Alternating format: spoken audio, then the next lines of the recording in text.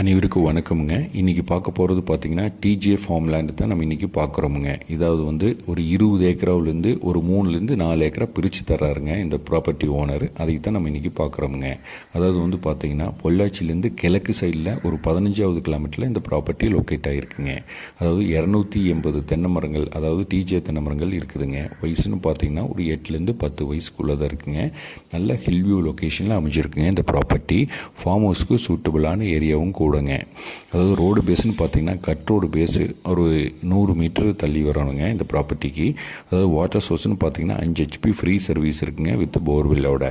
Income சோர்ஸ்னு பார்த்தீங்கன்னா 30 நாளைக்கு ஒருக்கா இளநீ இருக்கிறாருங்க. அதாவது வந்து இளநீ ரேட்டு பார்த்தீங்கன்னா ஒரு 30 ரூபான்னு போயிட்டுருக்குதுங்க. சென்னை பெங்களூருக்கெல்லாம் அனுப்புகிறாருங்க. அதாவது பார்த்தீங்கன்னா ஒரு 2000 இளநீ இறங்குதுன்னு வைங்களேன், மாதம் ஒரு 50,000 ரூபா வருமானம் இருக்குங்க. வருஷம்னு கணக்கு பண்ணால் ஒரு 6 லட்ச ரூபா வருமானம் இருக்குங்க. ஓனர் என்ன ரேட் கோட் பண்ணாருன்னா 60 லட்ச ரூபா ஃபைனல் கேட்குறாருங்க. தேங்க்யூ.